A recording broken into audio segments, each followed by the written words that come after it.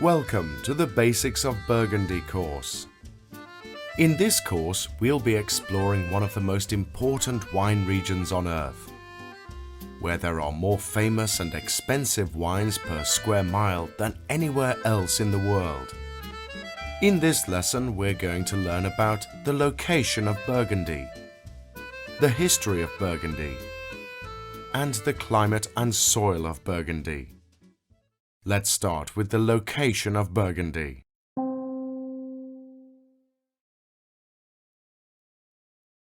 Burgundy is a province in the central eastern region of France. The French word for Burgundy is Bourgogne. So if you see this word anywhere, you know it just means Burgundy. It is made up of a few distinct wine-growing areas. The furthest north of these areas are the vines of Chablis.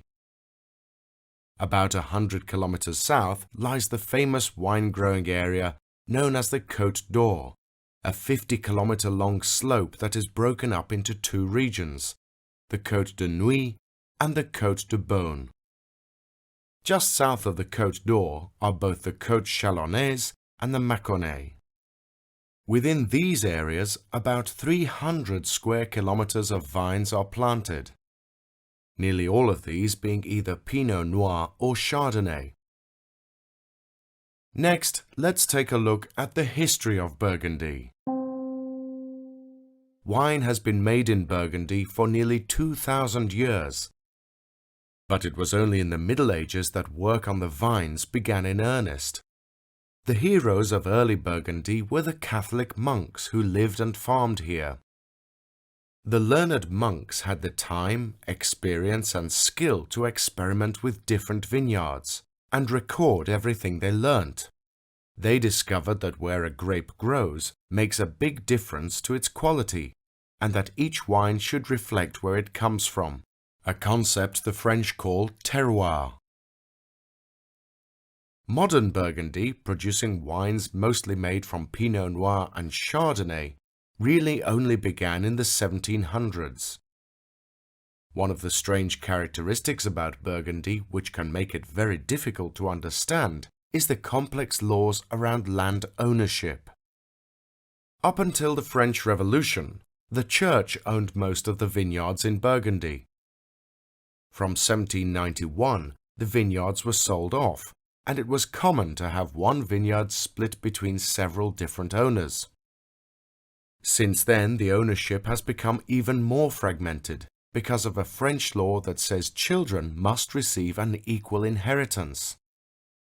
Some vineyard plots, or climats, as they are known in Burgundy, can be owned by so many different people that each may only own a few rows of vines each. It is for this reason that the négociant is so important in Burgundy. A négociant buys wine in barrels, from growers who own vines and only make a small amount of it themselves. He then blends this wine, adding his name to the wine label and finished product. Today, with prices for Burgundy rising every year, there are more and more vine growers who are bottling their own wines. Next, let's look at the climate and soil of Burgundy. As Burgundy is so far north, it means that it has very cold winters and cooler summers than most other wine-growing regions. In some years, this can result in grapes finding it difficult to ripen properly. It is because of these conditions that early ripening grape varieties, such as Pinot Noir and Chardonnay, do so well here.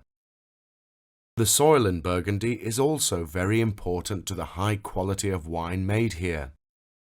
About 200 million years ago, Burgundy was part of a massive tropical sea. The deposits from this ancient sea created the limestone soils of Burgundy, which are rich in calcium from fossilized shellfish. The combination of these limestone soils, plus the limestone mixed with clay, allows these vines to produce perfectly balanced grapes. Winemakers in Burgundy are extremely fortunate, not just to have soils that are perfect for growing Chardonnay and Pinot Noir, but that these soils are on hills and slopes that get just the right amount of sunlight for the grapes to ripen properly. What this means is that each truly good wine from Burgundy is trying to express these different soil and climate formations. It is for this reason that in Burgundy the wines are not labeled as Pinot Noir or Chardonnay, but rather as the area or vineyard where the grapes come from. This is because each area or vineyard will have its own particular characteristics, based on the combination of both soil and climate. In this lesson, we learnt about the location of Burgundy, the history of Burgundy, and the climate and soil of Burgundy.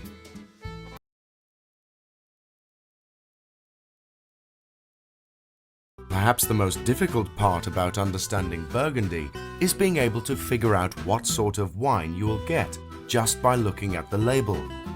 If it is a red wine, you are almost certain to be drinking Pinot Noir. And if it's a white wine, Chardonnay.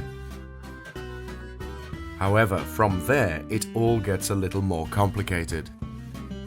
To help make it clearer, in this lesson we're going to learn about the French appellation system and the 4 classifications of wines in Burgundy.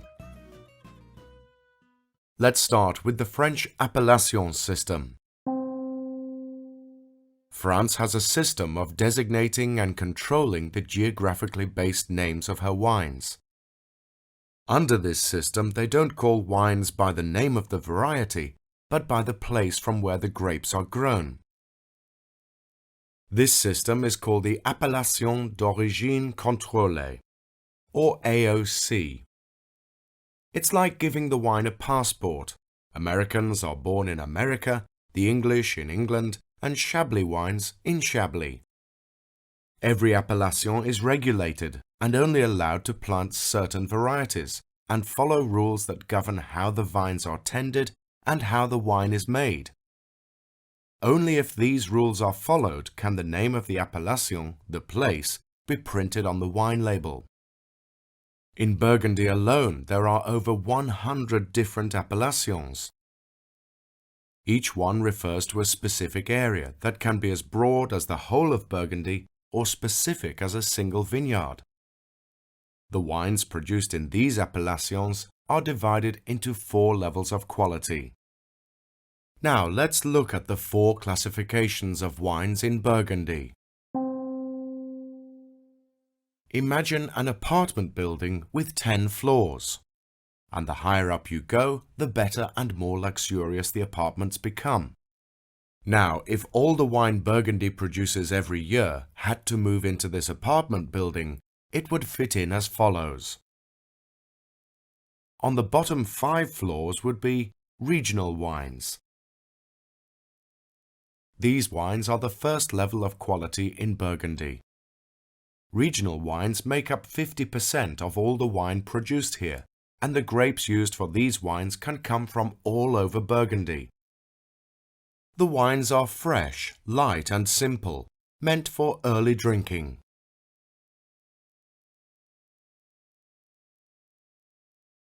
Village wines. The next level of quality are the village wines. These wines take up the next 4 floors of our Burgundy apartment. The AOC restrictions are stricter here, and the wines better. The wines are named after the town that is near to where the grapes are grown. So a Chambol-Musigny is a wine made from grapes grown around the village of Chambol-Musigny.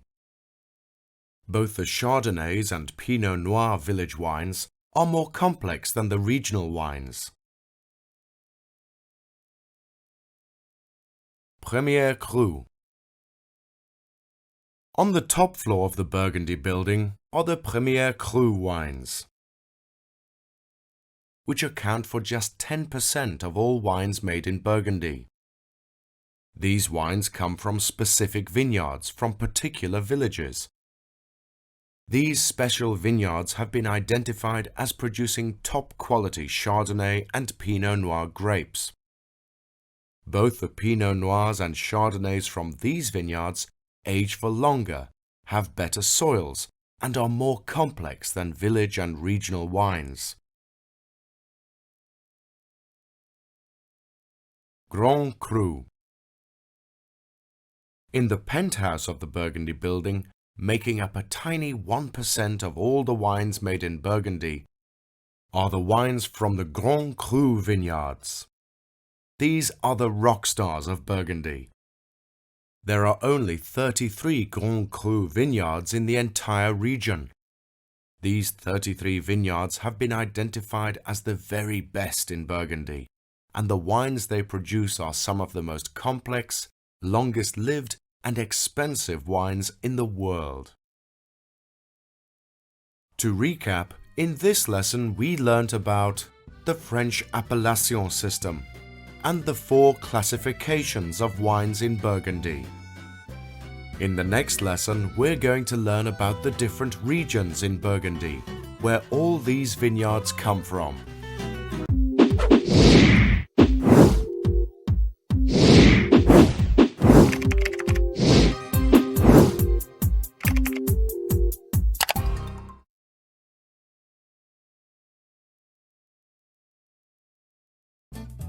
In this lesson, we're going to take an introductory look at the 5 major wine regions of Burgundy. In the first lesson, we learned that we can break Burgundy into 5 major grape-growing areas. Let's take a closer look at each one and the sort of wines they produce. These are Chablis, the Côte de Nuit, the Côte de Beaune, the Côte Chalonnaise, and Mâconnais. Let's start with Chablis. Chablis is the northernmost area for grapes in Burgundy and is famous for its zippy and steely Chardonnays. You can remember this by thinking how the further up north you go, the colder it gets. And Chablis' fresh and vibrant flavor is like taking a breath of crisp and cool morning air. Also, the cooler an area, the more acidity and therefore freshness a wine will have. Chablis has plenty of both. Côte de Nuit. Southeast of Chablis and at the northern end of the Côte d'Or is the Côte de Nuit, home to some of the world's most famous Pinot Noir vineyards. The Pinot Noirs from the Côte de Nuit are richer, bigger, and live longer than other red Burgundies because the limestone soil they grow in is rich in clay. Côte de Beaune. The next area going south is the Côte de Beaune, which produces very good red wines, but is better known for its rich and intense Chardonnays. The Grand Cru vineyards here produce the kings of white wine. Some experts say that these are not simply the best Chardonnays in the world, but the best dry white wines specifically.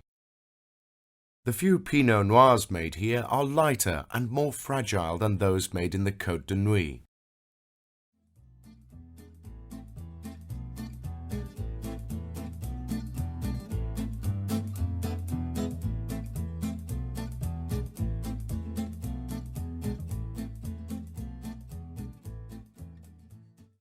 Côte Chalonnaise. If we carry on travelling south, the next region we arrive at is the Côte Chalonnaise.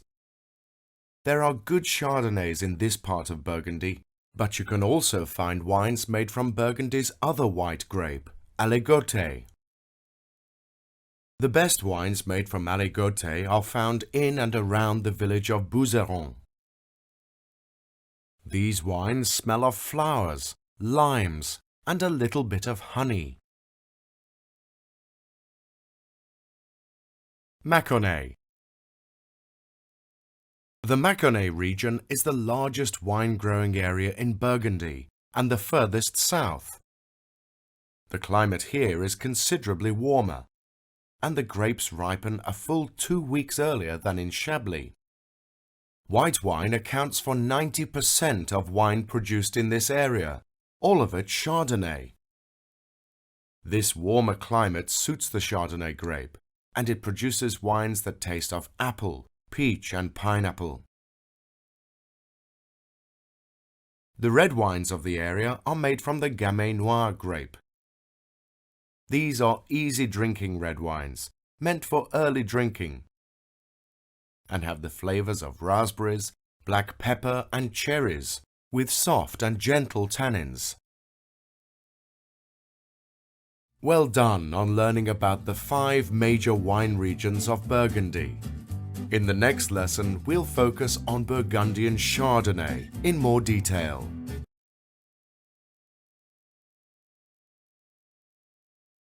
As we've already learnt, almost all the white wine in Burgundy is made from Chardonnay. Burgundy is truly the home of this grape variety, and for many people it makes the best dry white wine in the world. To learn more about Chardonnay in Burgundy, we're going to focus on the taste of white Burgundy, the Côte d'Or, and Chablis. Let's start with the taste of white Burgundy. The Chardonnays in the Côte d'Or are generally fermented in oak barrels for up to a year, sometimes 2. Once fermentation is complete, the wine is left on some of the lees. Lees is the leftover yeast cells from fermentation. In Burgundy, it is tradition to stir up some of the lees in the wine while it is aging in oak. This prevents too much oak flavor being passed into the wine, as well as giving the wine a richer, rounder texture. The best Chardonnays in Burgundy are known for their intensity, combining a complex mix of smoky, toasty, buttery and nutty elements with a firm acidity that holds the wine together. The wines manage to be broad, rich and generous, while remaining bright and fresh. It's this combination of power and elegance that makes the white Burgundy so special. Now let's focus on the wine from the Côte d'Or. We already know that the Côte d'Or is broken up into the Côte de Nuit and the Côte de Beaune. While both areas produce red and white wines, the white wines of the Côte de Beaune are better known, so let's go through these areas in more detail. Starting in the south, we'll move up from the bottom of the Côte de Beaune, identifying the important villages known for making great white Burgundy. The first major white wine village is that of Chassagne-Montrachet. The wines are all made from Chardonnay and are known to be golden and succulent, with aromas of flowers, hazelnuts and honey. The word Montrachet has become known as a signature for excellent white Burgundy. Moving north, there are even more brilliant white wines to be found in Puligny-Montrachet. Here there are a handful of Grand Cru vineyards. The wines from this area are known to be more intense, as if their volume has been turned up. Some say the white wines from Puligny-Montrachet are the best in Burgundy. The next area we move into, just north of Puligny-Montrachet, is Meursault.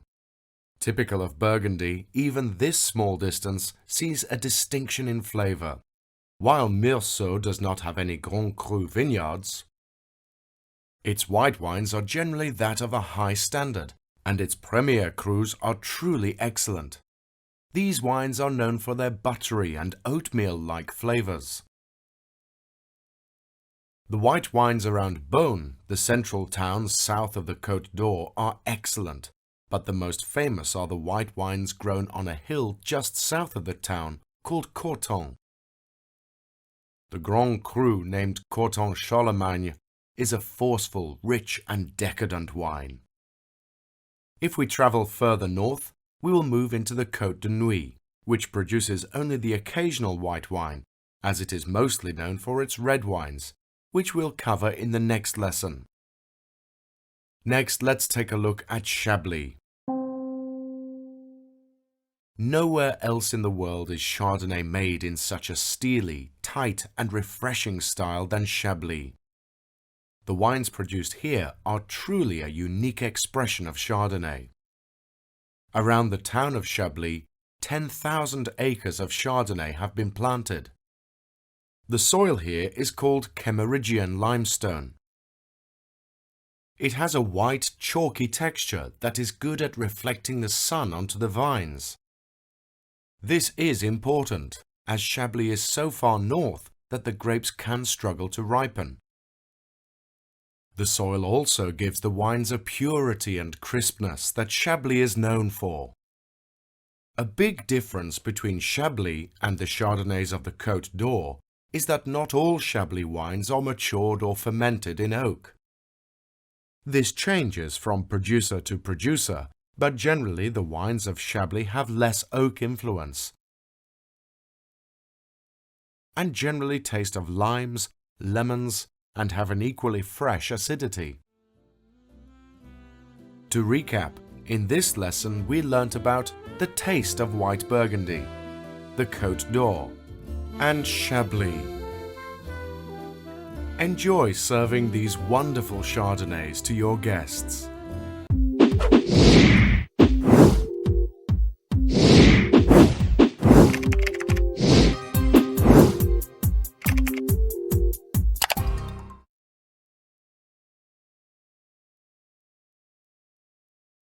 Pinot Noir has been called the heartbreak grape.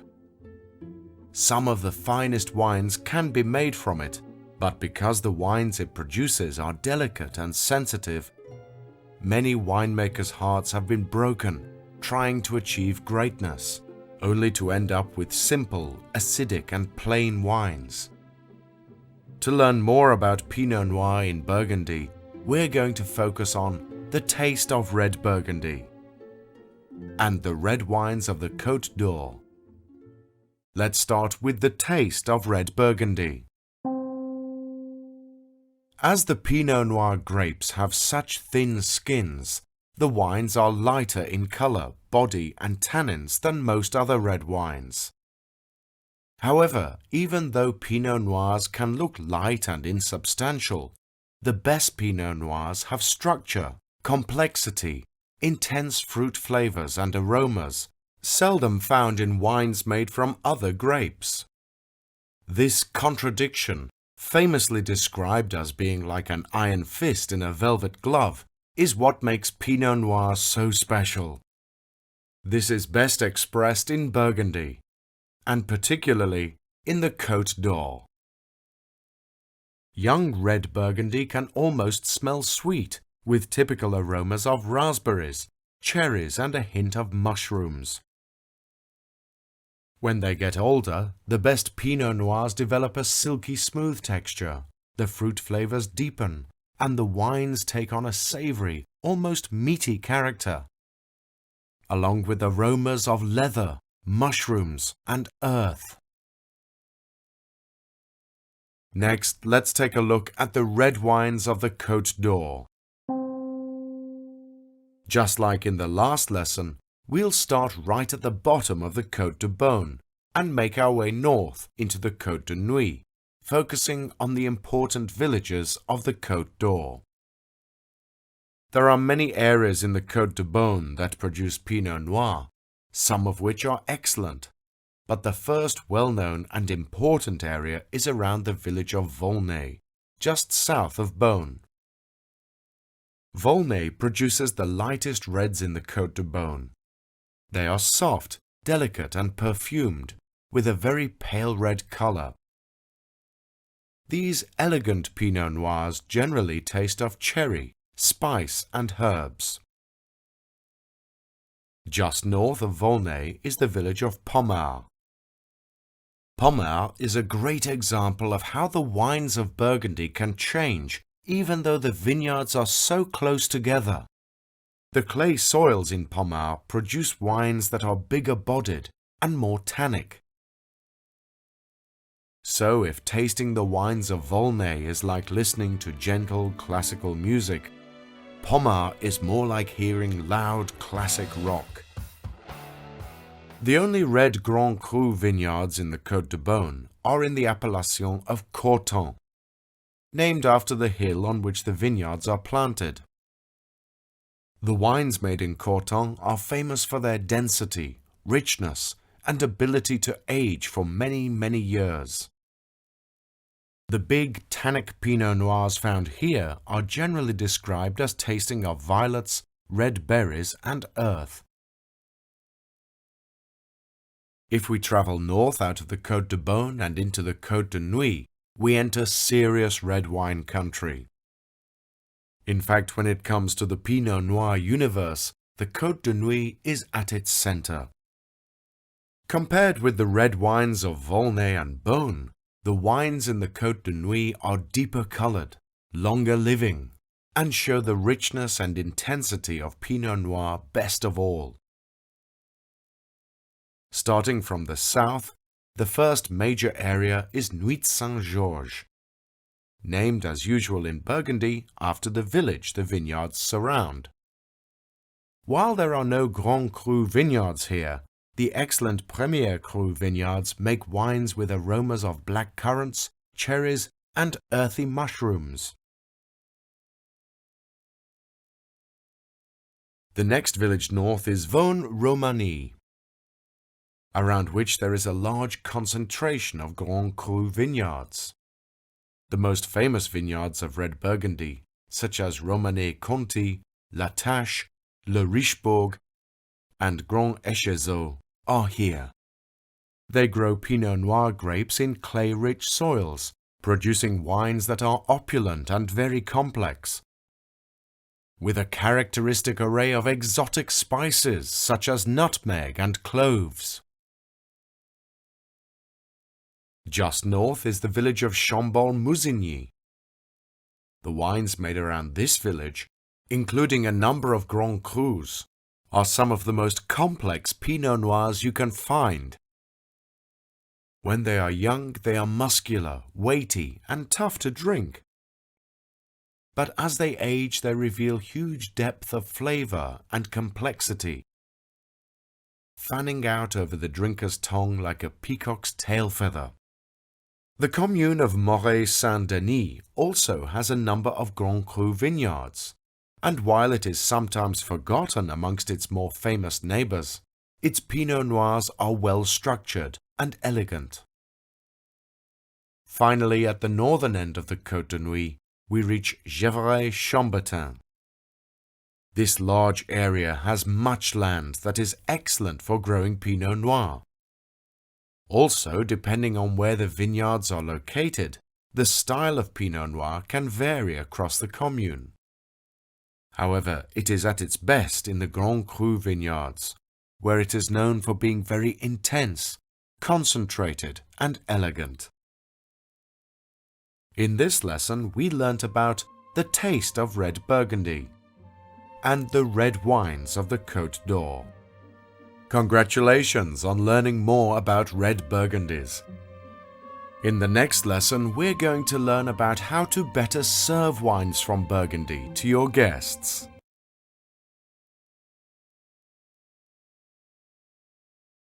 In this lesson, we're going to be looking at some ways that will help you better sell Burgundy to your guests. We're going to look at understanding a Burgundy label and key stories to help sell Burgundy. Let's start with understanding a Burgundy label. Whenever you're serving wine, it is always important to be prepared. This means knowing which wines are on your list and knowing a bit of information about each of them, so that you can confidently recommend them to your guests. By learning how to read a wine label from Burgundy, you will also be better prepared to sell and recommend wines from this region. As we've already learnt, there are 4 levels of quality in Burgundy. Can you remember what they are?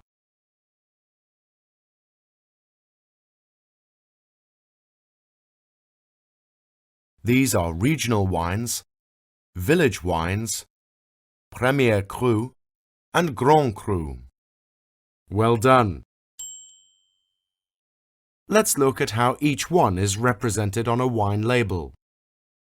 If the wine is of the most basic level of quality, a regional wine, you'll see the name Bourgogne on the label.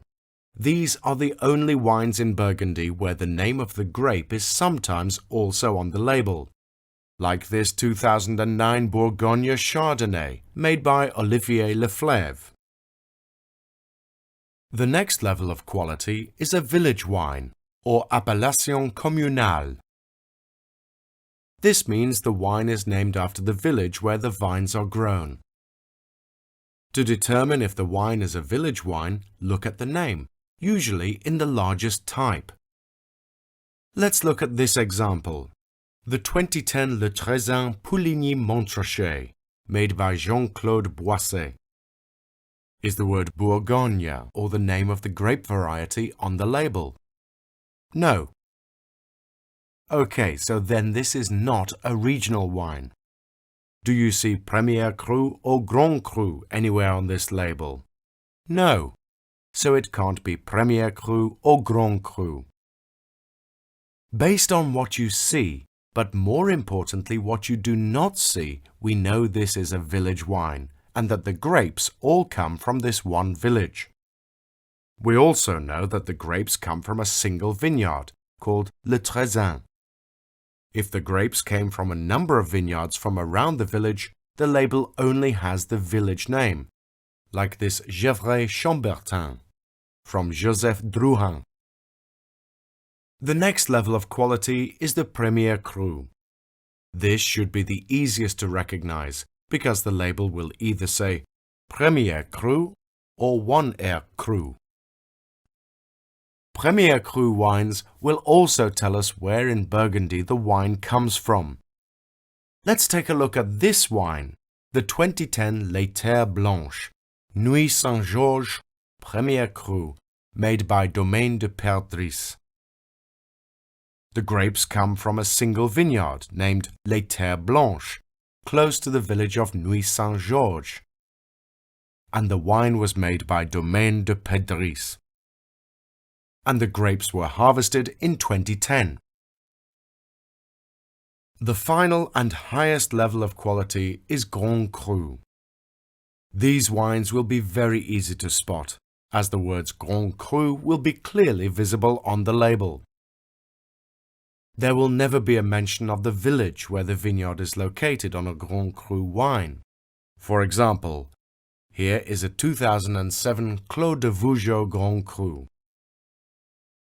The reason the village is not mentioned is because the vineyard itself, no matter how small, has its own unique characteristics, distinct from the village. Finally, the label will also tell you which vintage or year the wine was made in. Guests will generally want to check all of these aspects when you bring the wine to the table.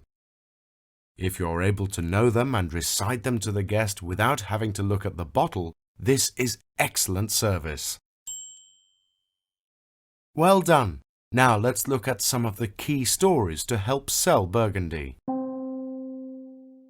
The wines of Burgundy are some of the best known in the world, but as we've seen, they can also be quite confusing. Some guests will know huge amounts about Burgundy, but others might not even know what the wines are made of. One of the best ways to sell more Burgundy is if a guest asks for a Chardonnay or a Pinot Noir. You can now suggest that they have a Burgundy instead. Tell your guests that this is one of the greatest regions in the world for these two grapes. Another great way to sell more Burgundy is to recommend it, based on the food your guests order. White Burgundy is a perfect match for chicken dishes with white sauces, and rich seafood dishes, such as scallops and lobster. If the guests will be eating a lighter fish dish, such as red snapper, trout, or oysters, the similarly fresh and crisp taste of a Chablis will be the perfect recommendation. Some of the best foods to complement a red Burgundy are white meats, such as chicken or pork, which are served with a red sauce, such as coq au vin. Dishes that have a base of mushrooms are another great match for red Burgundies, as many of the wines have a flavor of mushroom as well. Finally, if the guests are eating game dishes such as rabbit and duck, these will also complement the savory flavors found in red Burgundies. Congratulations on completing the Basics of Burgundy course and learning about how to better serve the wines of Burgundy to your guests.